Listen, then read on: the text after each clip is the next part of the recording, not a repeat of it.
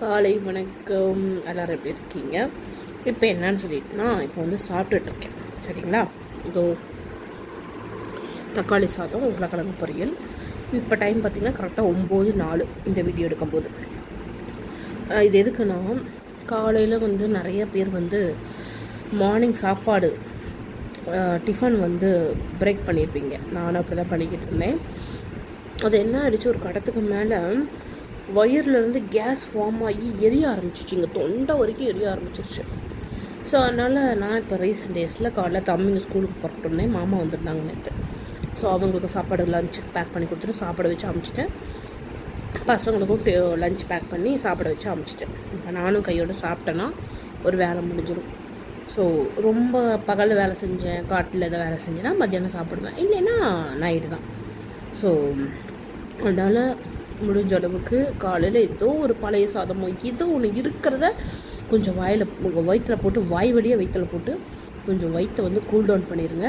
இது நிறைய நம்ம உடம்புல இருக்க பிரச்சனைகளுக்கு வந்து சொல்யூஷனாக இருக்கும். இன்னொன்று என்னென்னு பார்த்தீங்கன்னா, காலையில் எந்திரிச்சோடனே டீ காஃபி குடிக்கிற பழக்கம் இருக்கும். எங்கள் அம்மா சொல்கிற பழக்கம் என்னென்னா, காலையில் எழுந்திரிச்சோடனே ப்ரஷ் பண்ணிட்டோ இல்லை வாய்க்கு பிடிச்சிட்டோ ஒரு டம்ளர் இல்லை 2 டம்ளர் தண்ணி குடிக்க சொல்லுவாங்க.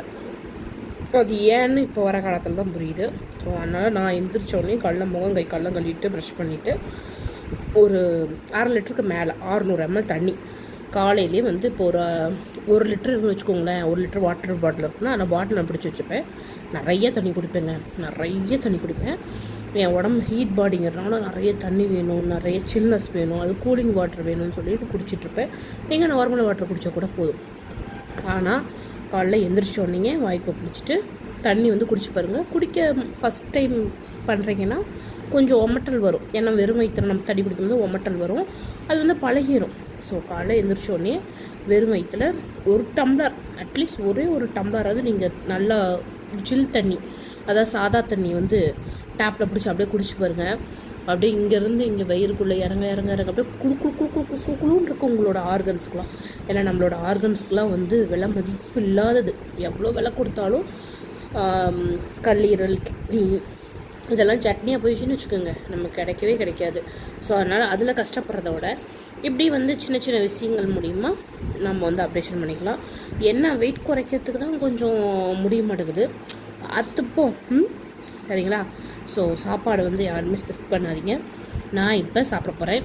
வாங்க, தக்காளி சாதமும் உருளைக்கிழங்கு ஃப்ரையும் சாப்பிட்லாம். ஓகேவா? இது அதெல்லாம் இல்லை, கொஞ்சமாக போட்டு சாப்பிட்டா ஓகே. சாப்பிடுங்க. வாங்க சாப்பிடுங்க.